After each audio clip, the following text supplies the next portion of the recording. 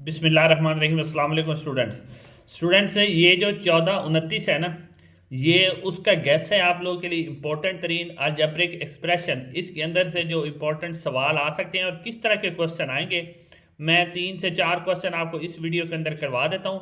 फिर इंशाल्लाह next video के अंदर अगले जो चैप्टर होंगे उसके अंदर जो इंपॉर्टेंट क्वेश्चन होंगे पेपर में आ सकते हैं, वो आपने अटैम्प्ट करने हैं। ये पहला क्वेश्चन आप देख लें, इस तरह का क्वेश्चन आना है बार वाला, यानी ठीक है, जिसके ऊपर मॉड लगा होता है इसको मॉड कहते हैं। यानी कि जैसे ये लिखा हुआ है 7x-12 इसके ऊपर मॉड है, और इधर लिखा हुआ है 4x-3x इसके ऊपर मॉड है। तो इस तरह का क्वेश्चन जब आएगा तो आपने सॉल्व इस तरह करना है, नीचे जैसे मैंने सॉल्व किया हुआ है ताकि टाइम आपका बच जाए। यानी इसी रकम को आपने लिखना है 7x-12 और 4x-3 इक्वल, और दरमियान में लाइन लगानी है। दूसरी तरफ भी इसी तरह लिखना है 7x-12, और ये जो 4x-3 है ना, एक दफ़ा इसको माइनस में कर देना है। यानी इसको जब खोलना है आपने एक दफ़ा प्लस में और एक दफ़ा माइनस में, ये लिख लिया आपने। पहले आपने राइट साइड को हल करना है। 7x है, ये जो 3x है ये माइनस का, इधर आके किस चीज़ का 4x, ये 3x प्लस का हो जाएगा, और ये 12 माइनस का है, तो जब ये 4 वाली साइड पे जाएगा तो ये प्लस का हो जाएगा। 7 और 3x को हम जब प्लस करेंगे तो हमारे पास 10x हो जाएंगे। 4 और 12 को प्लस करेंगे तो हमारे पास 16 हो जाएंगे। 10 और x आपस में मल्टीप्लाई यानी ज़रब हो रहे हैं। तो जब अलजबरे का असूल होता है कि जब भी कोई रकम एक तरफ ज़रब या मल्टीप्लाई हो रही होती है दूसरी तरफ जाके डिवाइड या तकसीम होती है। तो 16 है, इधर इधर 10 है, 16 के नीचे 10 कर देंगे, 16/10 आ जाएगा, 16/10 आ जाएगा। फिर इसको 2 का पहाड़ा लगा देंगे, 8/5 x इज इक्वल आ जाएगा 8/5 के। एक साइड हल हो जाएगी, फिर दूसरी साइड पे आपने उसी तरह आ जाना है, सेम टू सेम जैसे रकम लिखी हुई है। 7x ये 3x माइनस का, इधर आके प्लस का हो जाएगा, और ये जो 4 है ये ऑलरेडी माइनस का है, ये 12 माइनस का है, तो जाके प्लस हो जाएगा। 7 और 3 10x हो जाएंगे, जबकि 12 में से अगर हम 4 निकालेंगे तो हमारे पास 8 रह जाएंगे। अब ये 10x मल्टीप्लाई हो रहा है, इधर जाके डिवाइड होगा, नीचे आ जाएगा, तो 2 का टेबल लगा देंगे 4 और 5, तो x इज इक्वल आ जाएगा 4/5 के। तो सोल्यूशन सेट में आपने लिख देना है कि जो ये रकम है x/8/5 और 4/5। ये पहला क्वेश्चन है स्टूडेंट्स। अब इसी तरह आप देखें तो फिर एक अलजेब्रिक एक्सप्रेशन में से इस तरह का क्वेश्चन भी आ सकता है, जैसे कि आपको ये स्क्रीन पे नजर आ रहा है, जिसमें इस तरह की कोई आ जाएगी टर्म, जैसे ये लिखा हुआ है x-3/2 3x + 4/4।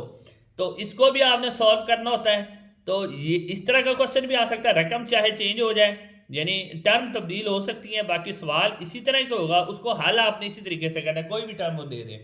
इसमें सबसे पहले आपने ये जो इसको क्रॉस मल्टीप्लिकेशन करवा देना है, यानी इसको इसके साथ ज़रब करवा देना, इसको इसके साथ। ये नीचे 2 है तो ये मल्टीप्लाई होगा 3x + 4 से, नीचे 2 है तो ये मल्टीप्लाई होगा 3x और 4 से, और 4 मल्टीप्लाई होगा 4x-3 से। ये आ गया जी आपका 4 और x-3। 4 को x से मल्टीप्लाई करेंगे 4x आ जाएगा, 4 को 3 से करेंगे 12 आ जाएगा, 2 को 3 से करेंगे 6 आ जाएगा, 2 को 4 के करेंगे 8 आ जाएगा। अब x वाली टर्म एक साइड पे कर लेनी है, और जो बगैर x के है वो एक साइड पे कर लेनी है। इधर आपके पास 4x है, ये 6x आपके पास प्लस का है, जब इस साइड पे आएगा तो माइनस का हो जाएगा। ये 12 माइनस का है, जब दूसरी साइड पे जाएगा तो किसी से हो जाएगा प्लस का। तो 6 में से आप 4x निकाल देंगे तो आपके पास माइनस का 2x बचेगा। 12 और 8 को प्लस करेंगे आपके पास 20 हो जाएगा। अब ये 2 और x आपस में मल्टीप्लाई हो रहे हैं, दूसरी साइड पे जाके डिवाइड हो जाएंगे, तो ये 20 के नीचे आके डिवाइड हो जाएगा। तो जब हम 2 को 10 का टेबल पढ़ेंगे तो 2 10 are 20, तो x इक्वल आ जाएगा आपका -10 के। इस तरह का क्वेश्चन भी आ सकता है। फिर ये एक तीसरी टाइप का क्वेश्चन है, वो भी जरा आप देख लें। इस तरह का क्वेश्चन भी आ सकता है जो मैं भी आपको दिखाना चाह रहा हूँ। ये नीचे देख लें, थर्ड टाइप का क्वेश्चन है कि x² है +4x है -12 है, क्वाड्रेटिक इक्वेशन होती है, इसको वो कहता है सॉल्व करें क्वाड्रेटिक इक्वेशन को। क्वाड्रेटिक इक्वेशन को आप वैसे तो फैक्टराइजेशन के लिए सॉल्व कर सकते हैं, क्वाड्रेटिक फार्मूला का इस्तेमाल भी कर सकते हैं, और कैलकुलेटिंग द स्क्वायर यानी मुरब्बा मुकम्मल करके और उसके बाद तज्जी करके, या 2 तज्जी फार्मूले का इस्तेमाल करके भी सॉल्व कर सकते हैं। लेकिन ज़्यादातर जो है उन्होंने सवाल दिया है फैक्टराइजेशन यानी तज्जी के जरिए हल करना। तो ये फैक्टराइजेशन वाला क्वेश्चन है, x³ + 4x - 12।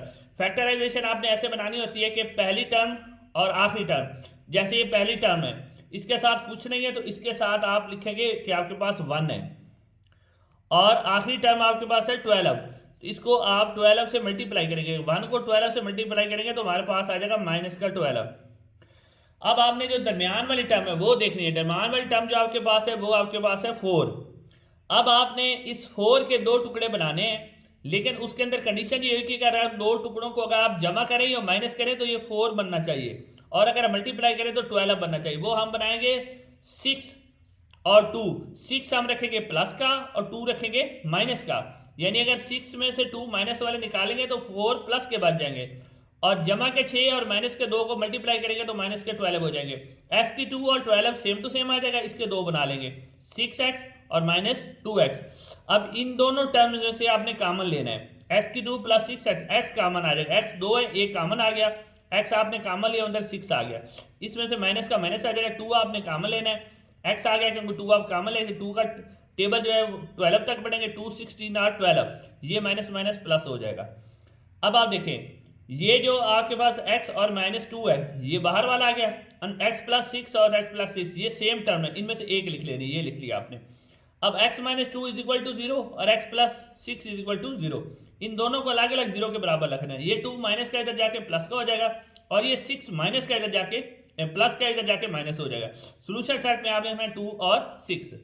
इस तरह का क्वेश्चन आ सकता है। उसके बाद एक और क्वेश्चन आता है जो इसी वीडियो का पार्ट है, वो भी आप देख लें कि कोई इस तरह का क्वेश्चन भी आ सकता है। ये देखें, वो कहेगा कि इसको सॉल्व करें, जैसे ये दिया हुआ 2x plus 3 is equal to 3, 6x plus 4 is equal to 5, कहता है इसको भी सॉल्व करें। तो इस तरह का क्वेश्चन भी आ सकता है। ये 4 क्वेश्चन अगर आप रेडी कर लेते हैं तो इसी तरीके से ही सवाल आने हैं। अब इसको आपने कैसे सॉल्व करना है, पहली इक्वेशन को नंबर 1 का नाम देना है, दूसरी इक्वेशन को नंबर 2 का नाम दे देना है। अब हमने क्या करना है, हमने ये करना है कि जो पहली इक्वेशन है, जो दूसरी इक्वेशन की पहली टर्म है ना x वाली 6, उसको मल्टीप्लाई कर देना है इस पूरी रकम के साथ, और जो पहली इक्वेशन की टर्म है 2 उसको मल्टीप्लाई कर देना है इसके साथ, यानी इसकी पहली टर्म 6 को इस पूरी रकम से मल्टीप्लाई करना है और इसकी पहली टर्म को इसके साथ मल्टीप्लाई करना है। पहले आप देखें ये 2x मैंने लिखा, उसके साथ मैंने 6 को मल्टीप्लाई किया, ये देखें जी 6 2s are 12, 6 3s are 18, और इसको 3 से भी मल्टीप्लाई कर दे, हमारे पास कितना आ गया 18 18। अब ये पहली, ये दूसरी, और ये हमारे पास तीसरी इक्वेशन आ जाएगी। अब जब चौथी इक्वेशन बताएंगे तो हम इसके साथ मल्टीप्लाई करेंगे 6 को, ठीक है, यानी ये जो इक्वेशन है इसके साथ इस इक्वेशन के साथ 2 को मल्टीप्लाई करेंगे। ये हमने लिख ली 6x प्लस 4y प्लस 5, इसको 2 से मल्टीप्लाई, ये पहली टर्म से करना है, 2 6 are 12, 2 4 are 8, 2 5 are 10, ये हमारे पास इक्वेशन नंबर 3 होगी और ये इक्वेशन नंबर 4 हो गई। अब हमने इक्वेशन नंबर 3 और 4 को लिख रहे हैं। हमारे पास 3 ये है 12x plus 18y is equal to 18, ये मैंने लिख ली, ठीक हो गया। उसके बाद आपने इक्वेशन नंबर 4 को लिखना है 12x plus 8y is equal to 10, ये वाली आ गई। अब इसमें से हमने क्या करना है, हमने एक टर्म को कैंसिल करना है, चाहे वो x वाली करें या y वाली करें। तो अब हमारे पास ये दोनों टर्म्स आ गई हैं, तो हम जो नीचे वाली टर्म्स होगी, यानी जो हमारे पास इक्वेशन नंबर 3 है उसमें से 4 को माइनस करेंगे। जब हम माइनस करेंगे तो नीचे वाली जितनी भी टर्म्स होंगी इनके साइन तब्दील हो जाएंगे।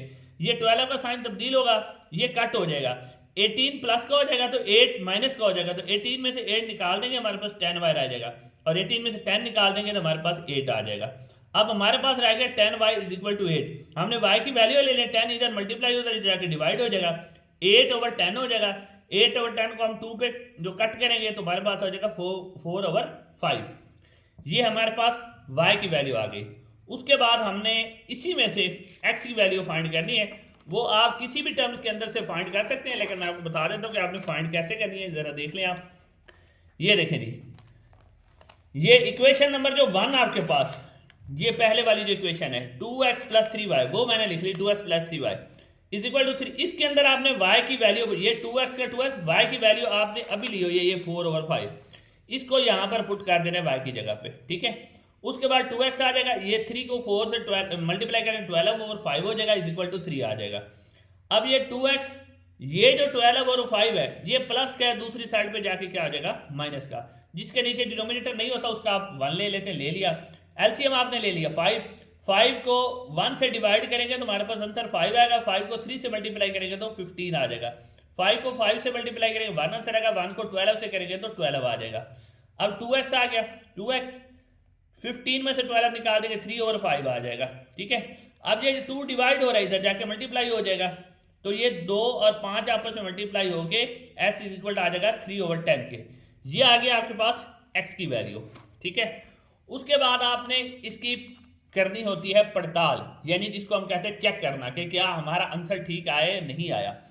उस में भी आप किसी भी रकम के अंदर पड़ताल कर सकते हैं, लेकिन मैं आपको मशवरा दूंगा कि आप पहले वाली इक्वेशन ही लिख लें।